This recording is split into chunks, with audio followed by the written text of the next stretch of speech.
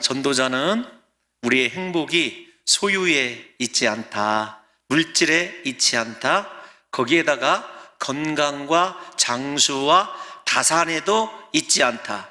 우리의 행복은 하나님 안에 있을 때 하나님께서 주시는 그 복을 감사하고 그 복에 대한 감사를 통해서 누리게 하시는 선물을 받게 되었을 때 진정한 행복을 누릴 수 있다. 이것이 이 전도자인 솔로몬이 5장 말미와 지난 시간에 우리에게 당신의 행복은 어디에 있는가라고 하는 질문을 통해서 던져준 말씀입니다.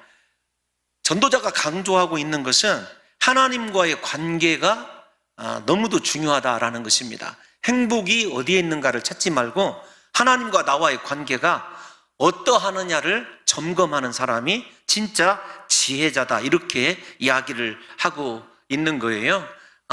우리가 흔히 하는 착각들 가운데, 전도서의 기록에 보게 되면 착각들 가운데 내가 지금 소유를 누리고 있고 강건하고 수를 누리고 있는 이것이 내 영혼의 구원의 보증인 양 생각한다는 것입니다. 전도자는 분명히 얘기하고 있어요. 네 영혼과 소유는 별개다라는 거예요. 소유를 주시는 분도 하나님이시고 거기에다가 소유를 주시기는 하지만 그 소유를 누릴 수 없게 하시는 분도 하나님입니다. 혹 소유를 주시고 부귀도 누리게 하지만 갖고 있게 하지만 그것을 누리게 하시는 분도 하나님이십니다. 모든 것이 하나님의 손에 있다라는 것을 우리에게 말해줌으로써 제발 눈에 보이는 세상과 물질을 쫒아가지 말고 우리에게 모든 것을 주시고 누리게 하실 수 있는 하나님께 우리의 시선을 두라, 이렇게 말씀하고 있다는 것입니다. 그래서 지난 시간과 더불어 우리 사랑하는 성도 여러분들과 제가 현재 육신의 상태 혹은 삶의 정황이 내 영혼의 구원을 보증하는 것이 아니다라고 하는 것을 다시 한번 분명히 좀 마음속에 정리를 하셨으면 좋겠어요. 오늘 영혼에게 안식을 주실 수 있는 분은 하나님이시기 때문에 우리 사랑하는 성도 여러분들과 제가 물질을 초월하고 세상을 초월해서 하나님이 내게 주시는 은혜가 어떤 것이 가능한가, 또 하나님께서 우리에게 그 주시는 은혜 가운데서 어떻게 우리가 응답하는 것이 진정한 지혜자의 삶이고 행복한 자의 삶인지를 함께 좀 생각해 보려고 해요. 우리가 왜 세상 것에 집중하느냐, 소유와 부귀와 명예에 집중하느냐라고 하면 7절 말씀에서 탐욕 때문이다, 이렇게 다시 한번 우리에게 탐욕에 관한 이야기를 던져줘요. 우리 7절 한번 읽어보겠습니다. 시작. 사람의 수고는 다 자기의 입을 위함이나 그 식욕은 채울 수 없느니라. 여러분, 우리가 이 땅 가운데서 애쓰고 노력하는 목적은 단 한 가지입니다. 먹기 위하여. 먹어야 사니까요. 가난한 자든 부한 자든 지혜로운 자든 우매한 자든 먹어야 살기 때문에 우리가 이 땅에서 수고하는 것, 노력하는 것은 전부 다 먹는 것으로 연관이 되어진다, 이렇게 이야기할 수 있습니다.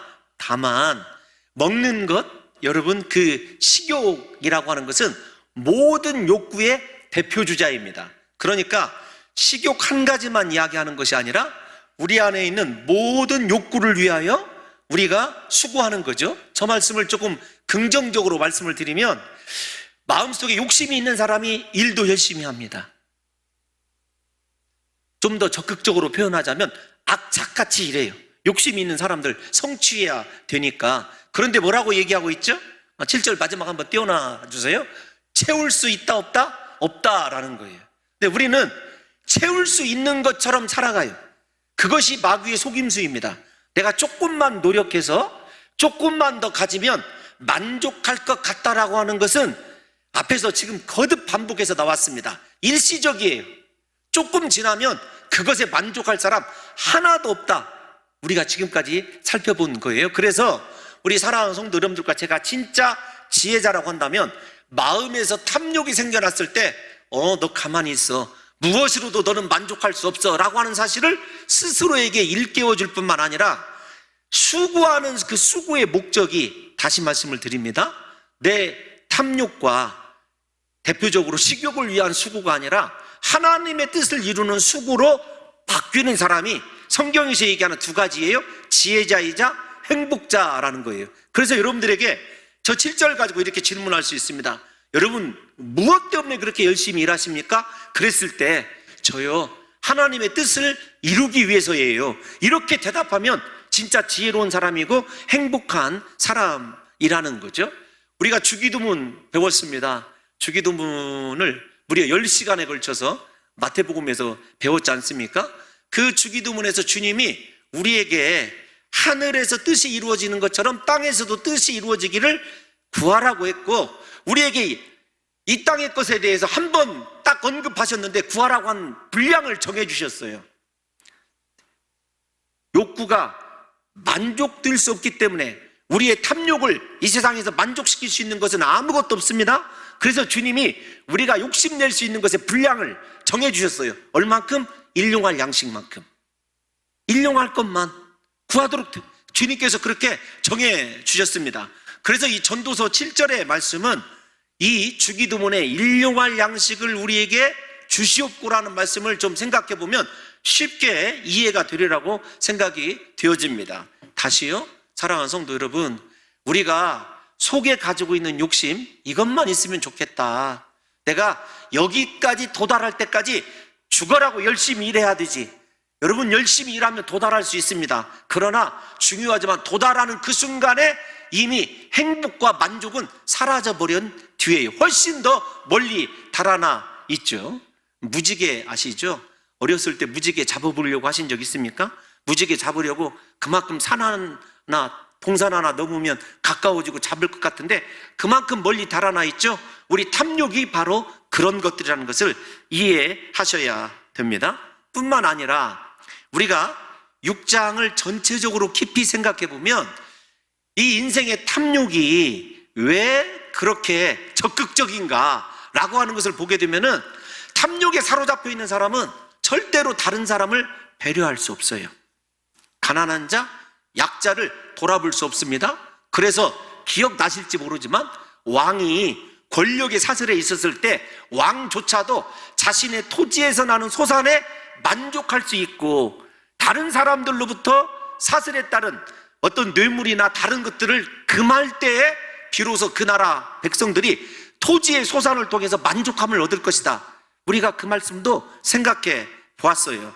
이 말씀을 제가 조금 더 직설적으로 해석해 드리면, 사람들이 전쟁을 벌이고 싸우는 이유가 무엇 때문에 그럴 것 같습니까? 다 자기 욕구 때문에 그래요. 그 가운데서도 먹을 것 문제 때문에 그렇다는 것은 우리가 잘 알고 있는 것 아니겠습니까? 사람들이 남들을 짓밟는 이유, 무력을 통해서라도 빼앗는 이유는요, 보다 좋은 것, 그리고 생각할 때 자신의 명예를 그 전쟁을 통해서 떨칠 뿐만 아니라 그 소유의 분배를 통해서 자기 희열을, 자신 안에 있는 희열이라고 하는 탐욕을 만족시키기 위해서 그래요. 그래서 우리가 이 7절 말씀을 좀 다른 선지서에 있는 말씀과 비교를 해보려고 그래요. 우리 하박국 2장 5절 말씀 한번 읽어보겠습니다. 시작. 그는 술을 즐기며 거짓되고 교만하여 가만히 있지 아니하고 스올처럼 자기의 욕심을 넓히며, 또 그는 사망 같아서 족한 줄을 모르고 자기에게로 여러 나라를 모으며 여러 백성을 모으나니. 아멘. 저 말씀을 띄워놔 주시면은요, 탐욕, 자신 안에 있는 욕구는 절대 족한 줄을 모르는 거예요. 그래서 다른 나라들도 굴복시키고 다른 사람도 거짓과 속임수와 교만을 통해서요, 압제하고 짓밟아서라도 반드시 자신이 꿈꾸는 것은 다 채워야 돼요. 그런데 결과는 어떻다고요? 절대로 족함을 얻을 수 없다라는 것입니다. 족함을 얻을 수 없는데, 그 족함을 얻을 수 없는 것이 무엇이냐면 스올이래요. 스올이 무엇인 줄 아십니까? 무덤이에요. 죽은 자들을 한없이 받아들이는 무덤입니다. 이렇게 설명할 수 있어요. 지금까지 죽음을 우리 인류가 몇만 명인지 모르지만 수도 없이 받아들인 무덤은요, 언제나 열려 있어요.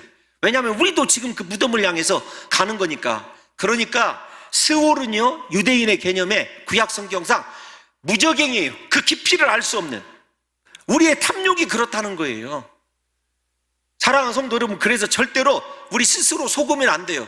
이만큼만 이루면 내가 주의 일을 해야 되지, 이만큼만 가지면 하나님의 선교 열심히 해야 되지, 그거 자기 자신을 미혹하는 것이고 사탄에게 속임수 당하는 거라는 것을 잊어서는 안 됩니다. 그래서 여러분, 인간의 탐욕은 무덤과 스올에 비교되고 스올과 죽음은 목구멍을 크게 벌리고 희생자들을 삼키고 있지만 만족하지 못하는 모습으로 우리에게 탐욕과 비교되고 있다는 것을 아셔야 됩니다. 그래서 이 무덤과 반대되는 것을 생각해 보니까 하나님 나라더라고요. 우리가 로마서에서 배웠으니까 로마서 14장 17절 하나님 나라가 무엇인지를 한번 생각해 볼게요. 시작. 하나님의 나라는 먹는 것과 마시는 것이 아니요 오직 성령 안에 있는 의와 평강과 희락이라. 아멘. 저 말씀을 보면 먹는 것과 마시는 것은 이 땅의 것 아닙니까? 앞에서 제가 왜 전쟁이 일어난다고 그랬어요? 조금 더 많이 먹고 좋은 것을 소유하기 위해서 전쟁이 일어난다. 다른 사람을 왜 거짓과 교만과 술수로 짓밟는다고 그랬어요? 자신의 욕심 때문에 그래요. 그러니까 진짜 하나님 나라를 이루고 살아가는 사람은 먹는 것과 마시는 것, 앞에서 제가 미혹되지 말으라고 하는 것에 절대 관심을 안 둬요. 왜냐하면 그것은 아니기 때문에 그래요. 하나님 나라가 아니기 때문에. 아니, 하나님의 나라 백성이 하나님 나라 아닌 것을 추구한다는 것이 모순 아닙니까? 우리가 추구하는 것은요, 성령 안에서 하나님 안에서 있는 관계에서 나오는 의와 평강과 희락이에요. 그 속에 행복이 있는 거죠. 그래서 우리 사랑하는 성도 여러분들과 제가 이 시간에 다시 우리 스스로를 돌아봐야 돼요. 내가 먹고 마시는 것에 집중한다면 하나님 나라가 아닌데, 내가 예수 믿으면 하나님 나라가 내게 임했다고 그랬는데, 우리가 정말로 하나님 나라가 임한 백성이라고 한다면 하나님과 관계에서 나오는 희락과 평강, 생각해 보십시오. 기쁨, 다른 사람과 평화를 누리는 것, 그 다음에 하나님이 우리에게 정해주신 옳은 길 따르는, 의의 길 따르는 믿음의 삶 아니겠느냐고요. 이걸 생각한다면 우리가 이 전도서 7절에 있는 말씀처럼 부디 우리 사랑하는 성도 여러분들과 제가 탐욕을 절제할 수 있도록, 탐욕의 자리에 하나님 나라에 대한 열망이 자리할 수 있도록 부디 우리가 바라보는 것, 우리가 추구하는 것이, 다시 말씀드립니다, 물질이 아니라 하나님만이 여러분의 추구의 대상이고 우리가 소유해야 될 유일한 목적 된다는 사실을 다시 한번 분명히 깨달으셨으면 좋겠어요. 부디 한 가지만 더 덧붙인다면, 먹는 것과 마시는 것이 목적인 이 세상 나라는요, 인간의 탐욕에 의하여 움직여요. 탐욕에 의하여 움직이지만 결단코 그 탐욕은 채울 수 없습니다. 그리고 채울 수 없기 때문에 그 끝은 무엇이냐면 해벨, 헛되고 허무한 거예요. 그러니까 인생의 마지막 순간에 하나님을 추구하고 하나님과 관계에서 나오는, 하나님이 어떻게 인도하시든지 감사하고 만족한 삶을 살아가는 사람은요, 죽을 때 행복한 거예요.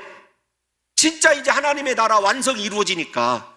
그런데 조금만 더를 외쳤던 사람은요, 죽음의 순간이 그렇게 안타깝고 허무할 뿐이에요. 아직도 욕심에 사로잡혀 있는 거죠. 마지막 죽음의 순간에도. 그러므로 사랑하는 성도 여러분들과 제가 하나님 나라 백성인지, 그리고 나는 욕심의 자리에 하나님 나라가 자리하고 있어서 먹고 마시는 것을 구하는 것이 아니라 하나님과의 관계에서 나오는 의와 평강과 희락을 누리고 있는지를 점검해 보자는 것입니다. 8절 말씀 한번 읽어볼까요?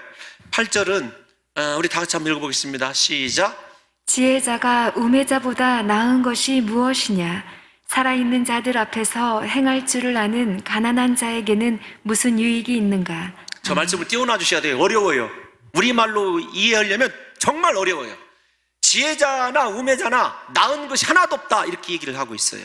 왜 나은 것이 없는지는 9절 10절까지 이어지게 되니까, 나은 것이 왜 없다고 하는지를 한번, 첫 번째 단서가 어떤 것이냐면, 살아있는 자들 앞에서 행할 줄 아는 가난한 하고 옆에다가 지혜로운 자 이렇게 붙여야 돼요. 그러니까 지혜가 있어서 사람들 앞에서 어떤 것이 옳은 것이고 나쁜 것인지를 구분해서 행할 줄 알매도 불구하고 그 사람이 가난하면 무슨 유익이 있느냐라고 한다면, 그 사람이 그렇게 지혜가 있었어요? 잘 들으셔야 돼요. 지혜가 있어서 사람 앞에서 출입할 줄 알아요. 어떤 것이 선한 것이고 어떤 것이 그 사람을 아프게 하는 것인지 잘 알아서 지혜롭게 행하는데, 문제는 그 사람이 가난해요. 가난한 상태예요. 그러면 그 가난이, 지금의 그 가난이 그 사람의 지혜를 가로막는다는 거예요. 그래서 우매자나 지혜자나 똑같아지는 거예요. 이 말씀을 우리가 잘 이해를 하셔야 되는데, 이런 겁니다. 어떤 거냐면, 아무리 지혜롭게 살아도 먹을 것이 따르지 않으면 우매자나 똑같이 된다는 이야기예요. 그래서 지혜의 무용론을 솔로몬이 우리에게 이야기하는 것 같아요. 그러나 무용론은 아니고 지혜를 어떻게 써야 진짜 지혜자인지를 8절부터 우리에게 가르쳐 주고 있는 것입니다. 그래서 여러분, 이렇게 일단 이해가 되지 않아도 여기까지만 좀 정리를 해보면 이런 거예요. 인간의 지혜가 본능 안에서 꿈틀거리는 탐욕을 이길 수 없더라. 가난해버리면 그 사람이 그 지혜를 통하여 선한 행위를 하는 것이 아니라 그 탐욕, 먹고 사는 문제를 해결하기 위하여 그 지혜로 악을 행하더라, 그 말이에요. 8절이. 그러니까 결국은 지혜자나 우매자나 똑같다는 거예요.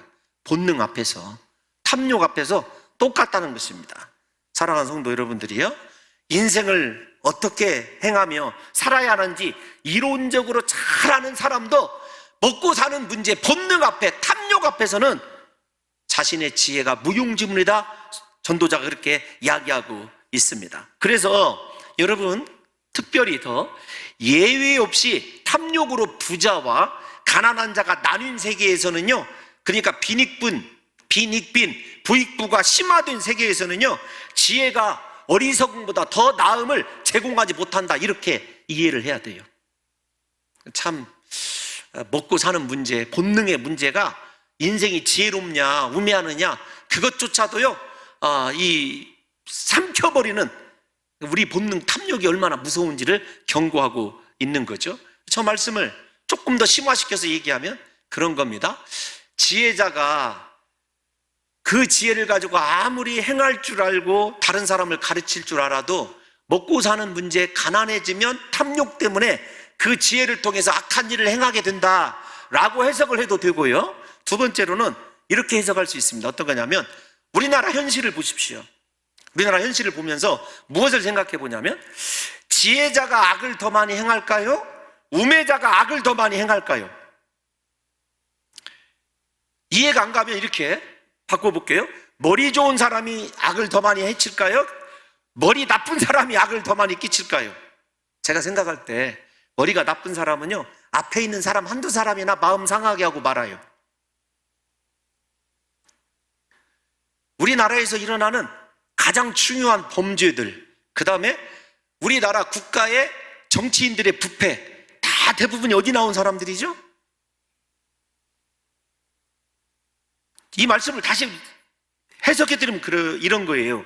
지혜자들이 권력에 빌붙고 돈 많은 사람들에게 노예가 되어서 다른 사람의 탐욕을 채우는 도구로 소진된 경우를 보게 되면 그 지혜자도 결국은 탐욕에 의해서 움직이는 것이 아니냐, 우매자와 무엇이 다르냐, 지금 전도자가 우리에게 그렇게 이야기하고 있어요.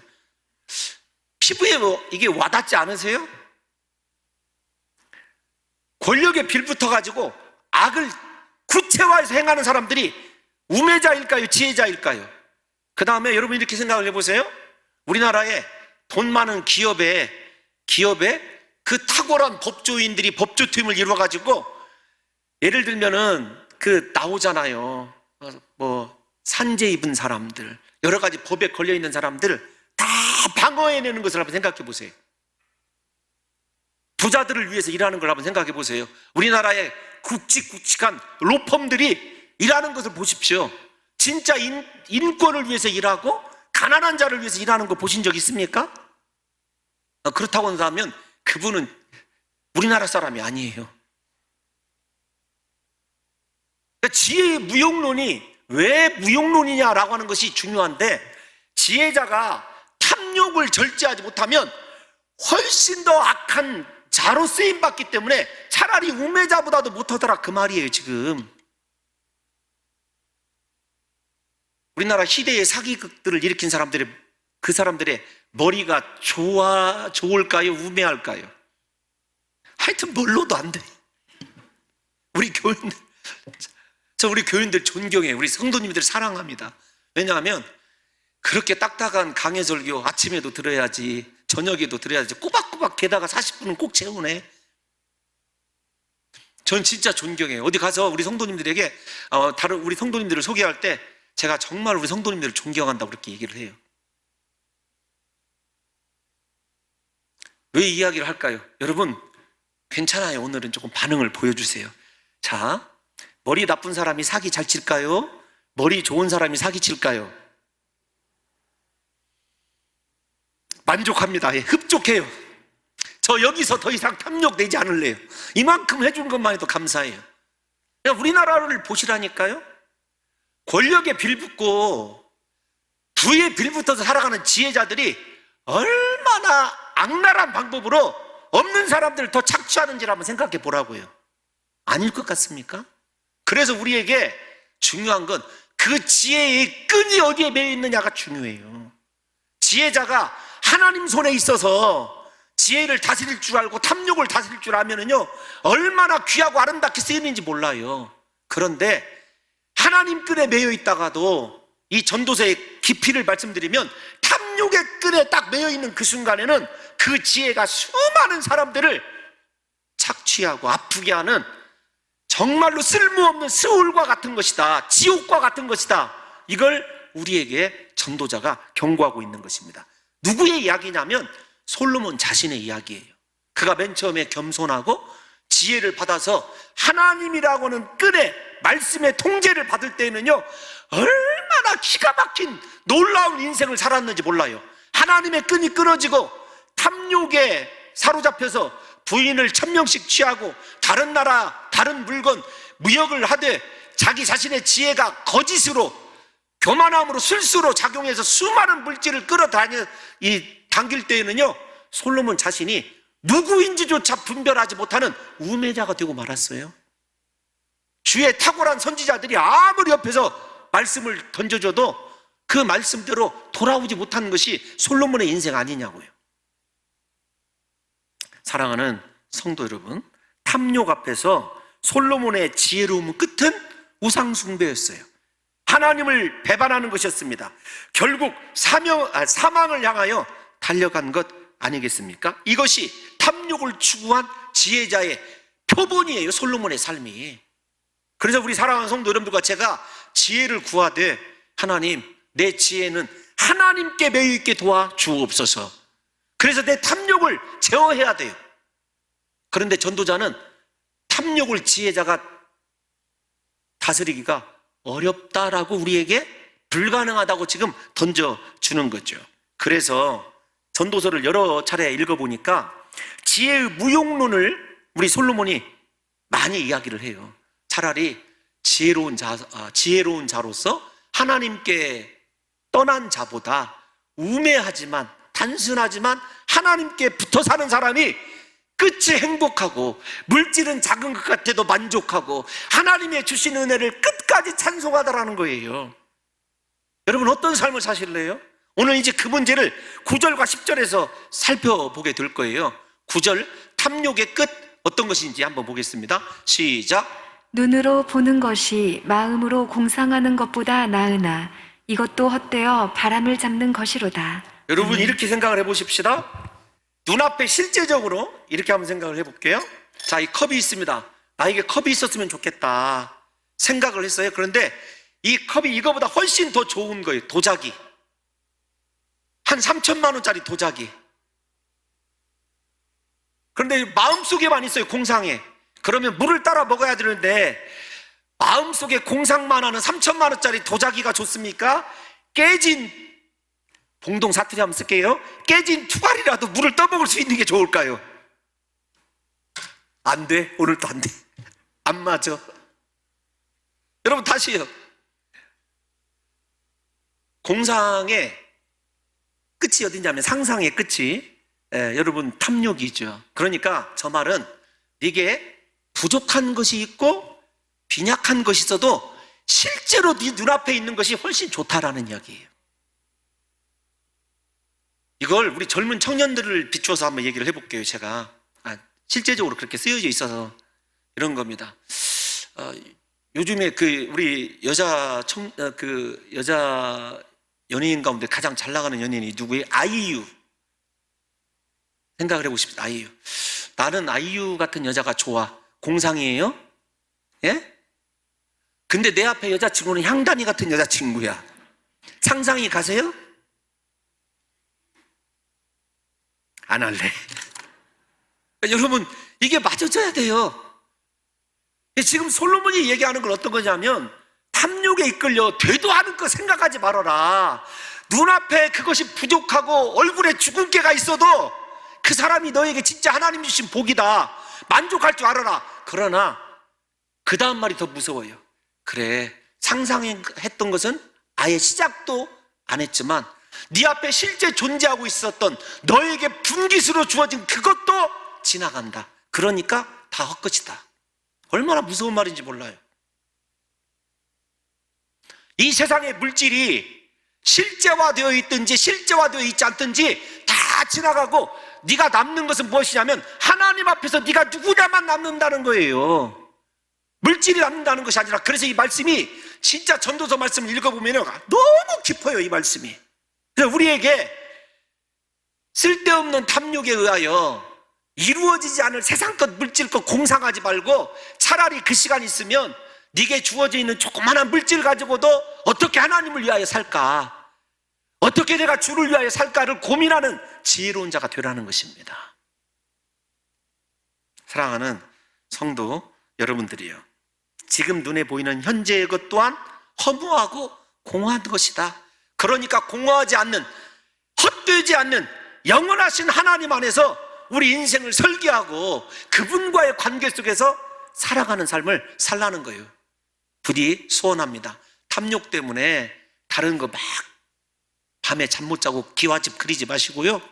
부디 우리 눈앞에 있는 것 그냥 단칸방이라도 감사하고, 여러분 지금 옆에 있는 남자가 현빈처럼 멋있진 않아도 그래도 감사하고 행복한 줄 알고 살아가고, 그 삶 속에서 중요한 건 어떤 것이에요? 이것도 지나갈 것이니까 영원하신 하나님 안으로 들어갈 수 있는 계기로 현재 눈앞에 있는 것을 삼는 사람이 지혜로운 사람이라. 이것이 전도자의 이야기예요. 그러니까 다 가져보고 궁궐 속에서 살아본 솔로몬이 생각할 때, 야, 이것들 아무것도 아니더라. 내가 꿈꾸는 대로 모든 것을 다 이루어봤어. 그런데 그것이 하나님과 상관없는 그분의 마음을 아프게 했던 자기 자신의 삶을 돌아보면서 제발 그냥 빈약하고 부족한 대로 그것 가지고 탐욕 품지 말고 하나님 잘 섬기는 삶을 살아가는 것이 지혜로운 것이다, 행복한 것이다, 우리에게 들려주고 있는 것입니다.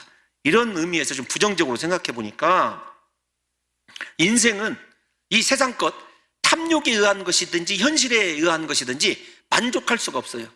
거꾸로 얘기하는 거예요. 아니, 현실의 것이 부족하니까 공상을 하는 것 아니에요? 상상을 하는 거? 아니, 꼭 이게 여자 남자 이야기가 아니라 내가 지금 살고 있는 삶이 만족하지 못하니까, 야, 지금 살고 있는 집이 40평에 살고 있어요. 근데 만족 못해. 80평 친구 집에 갔다 온 뒤에는 잠을 못 자. 나도 80평이 있어 봤으면 그 뒤로부터는 날마다 공상의 내용이 그거야.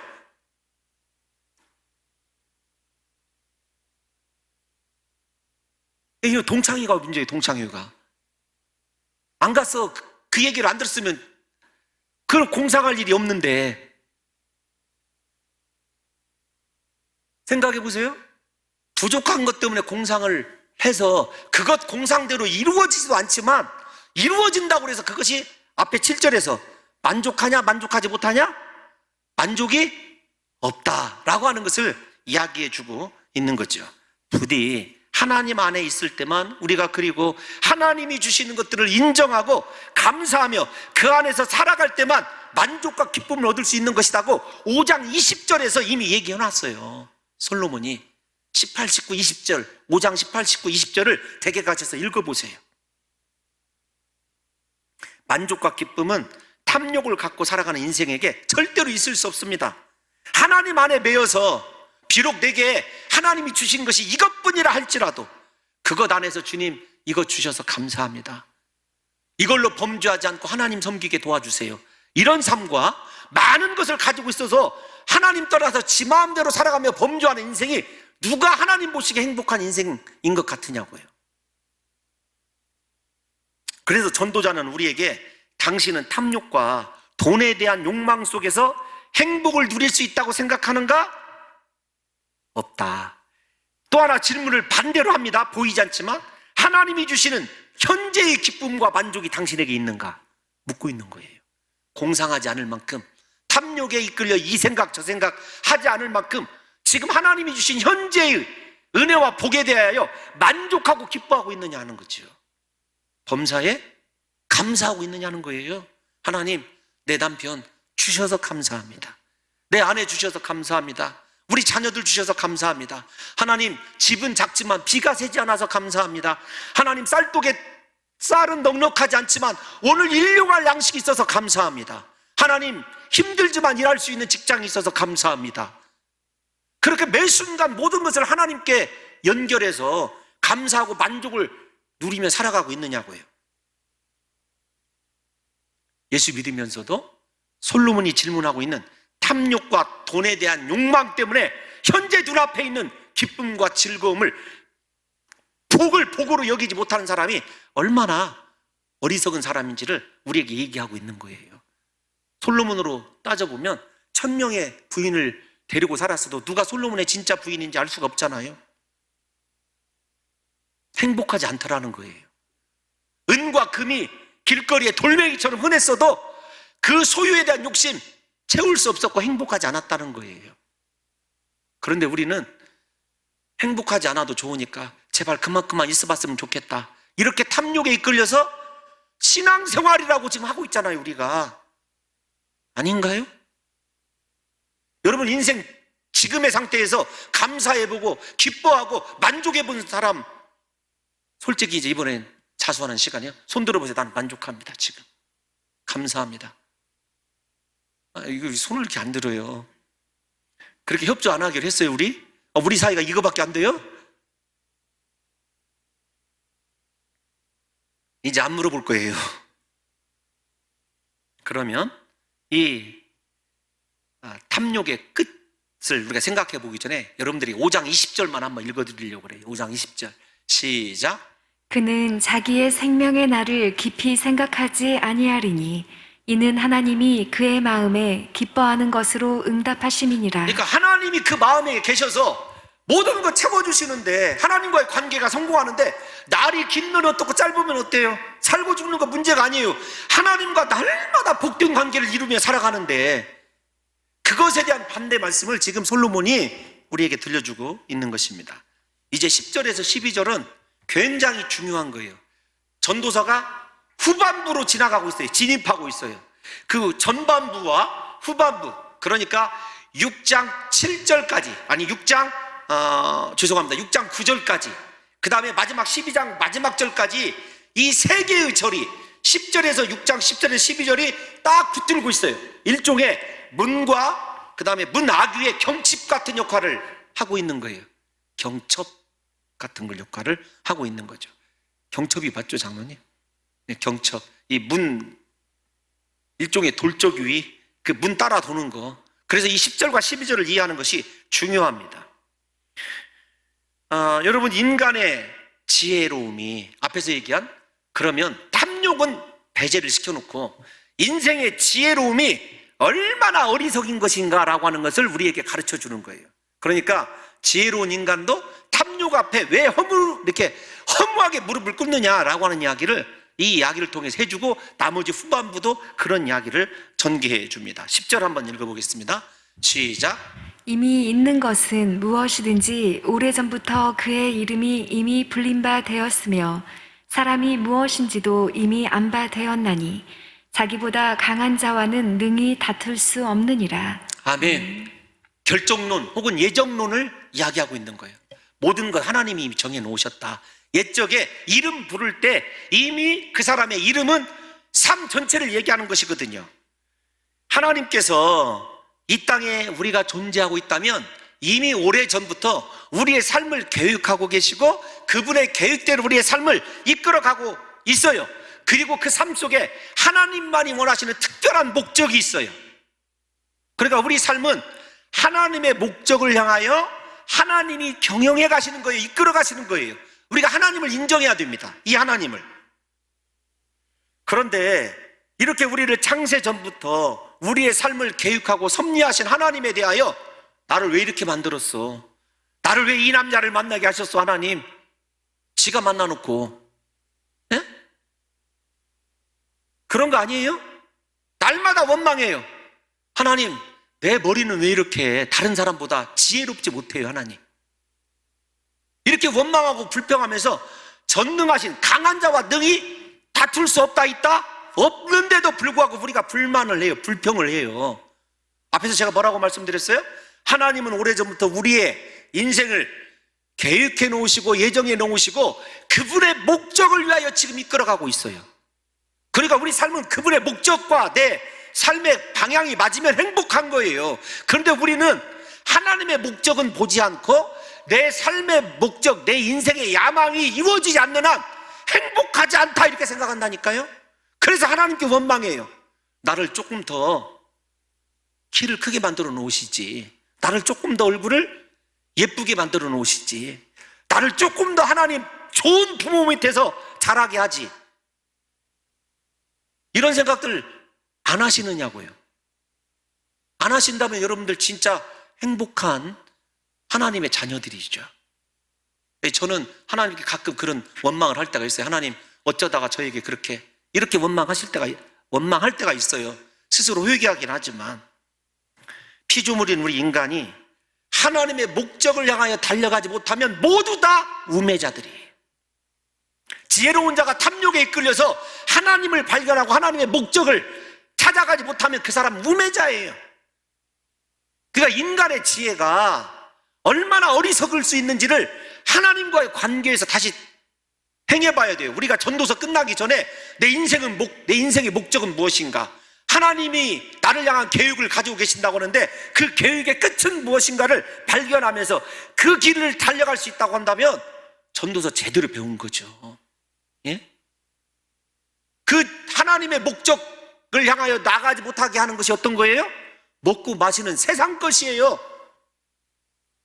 우리가 왜 하나님이 내게 주신 섭리를 거부하고 하나님의 목적을 발견하지 못하느니까 하면은 세상 것 때문에 그런다니까요. 좀 더 잘 먹고 좀 더 잘 마시고 살기 위하여 그것에 미쳐 있어서 하나님이 보이지 않는 거예요.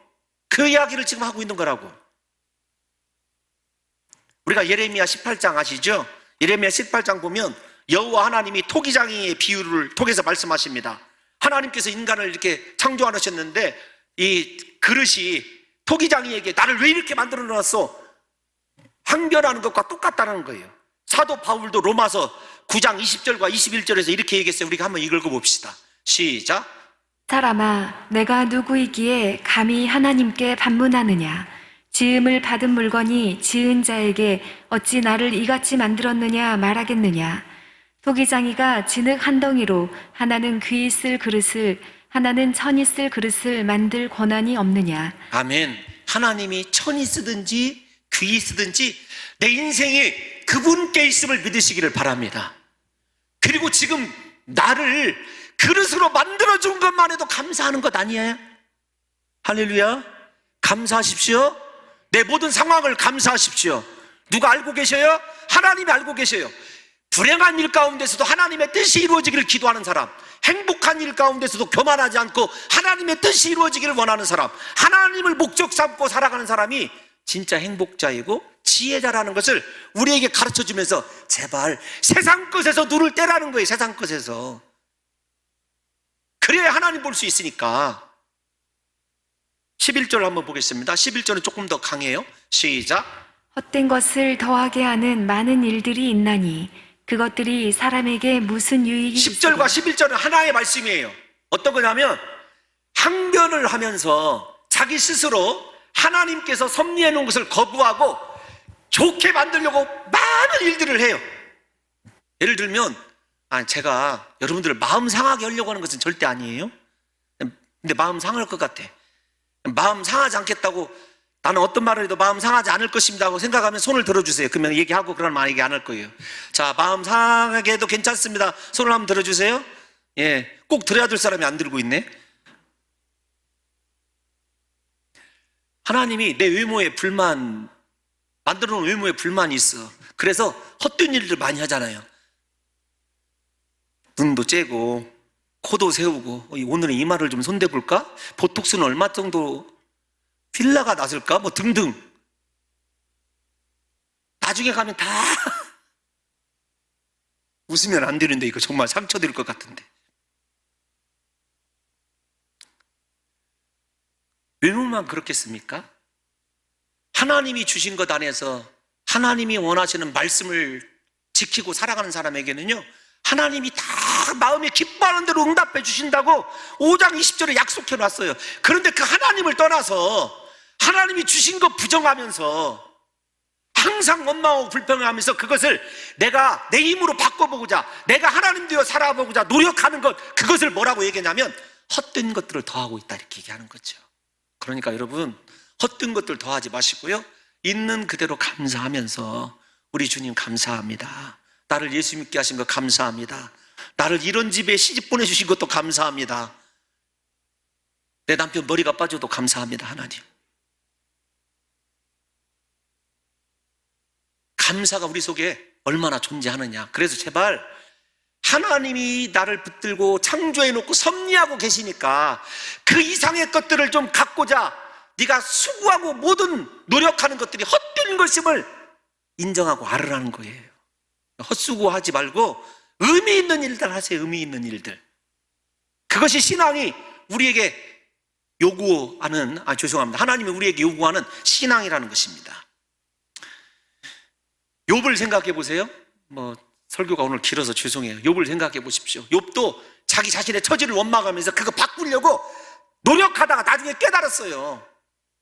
유명한 우리 욥기 23장 10절 다 같이 한번 읽어보겠습니다. 시작. 그러나 내가 가는 길을 그가 아시나니 그가 나를 단련하신 후에는 내가 숭분같이 되어 나오리라. 아멘. 하나님이 우리 인생 아시니까 맡겨두시고요, 인생의 불행이면 불행 가운데서 여러분 하나님의 그릇으로 만들어지면 돼요. 날마다 감사하심으로 그렇게 이겨나가시기를 예수님의 이름으로 축원합니다. 마지막 12절 한번 읽어볼게요. 시작. 헛된 생명의 모든 날을 그림자같이 보내는 일평생에 사람에게 무엇이 낙인지를 누가 알며 그 후에 해 아래에서 무슨 일이 있을 것을 누가 능히 그에게 고하리요. 아멘. 부자나 가난한 자나 일생이 그림자 같은 거예요. 실체가 아니에요. 실체를 살아가는 사람은요, 하나님 안에서만 살아가는 사람입니다. 그래서 11절과 12절의 말씀을 읽어보면 그림자와 같이 실제가 아닌 허상만을 추구하는 인생에게 무슨 즐거움과 낙이 있느냐는 거예요. 하나님 밖에서는요, 인생에 만족과 기쁨을 얻을 수가 없습니다. 그래서 전도자가 마지막에 이렇게 얘기하죠. 네가 가지고 있는 것, 우리 인생 그 다음에 가지고 있지 않아도 그거 다 그림자같이 지나가는 거야. 그러면서 뭐라고 얘기하죠? 그 후에, 그러니까 급해서 그래요, 제가. 여러분, 낙이 없는 거죠. 하나님 밖에서 아무리 많은 것을 가지고 있어도 행복이 없다, 만족이 없다 여러 차례 말씀드렸어요. 그러면 그 후에 해 아래에서 무슨 일이 있을 것을 누가 등이 그에게 고하리요. 하나님께서 미래를 아시는 분은 하나님밖에 없잖아요. 우리를 창조하신 하나님. 그러니까 하나님께서 우리에게 무엇을 통해서 깨닫게 해줘도요, 탐욕에 사로잡히고 그림자에 사로잡혀서 가는 사람은 어떤 말도 들어오지 않는다는 거예요. 부디 오늘 우리 사랑하는 성도 여러분들이요, 우리 인생의 행복이 절대로 소유와 세상 것과 그 다음에 우리가 원하는 인생의 모습, 공상하는 것에 달려있지 않아요. 우리의 삶은 하나님께서 창조하시고 예비해 놓으셨습니다. 지금의 인생의 모습이 전부 다가 아니고 우리의 미래를 깨닫게 하시는 하나님의 은혜 가운데서 내가 얼마나 존귀한 인생인지를 하나님 안에서 발견하시고 부디 세상 것이 아니라 하나님만 붙드시고 하나님이 주시는 만족과 행복을 이 땅 가운데서 누리심으로 말미암아 저와 여러분의 인생이 복 있다고 인정받으시기를 예수님의 이름으로 축원합니다.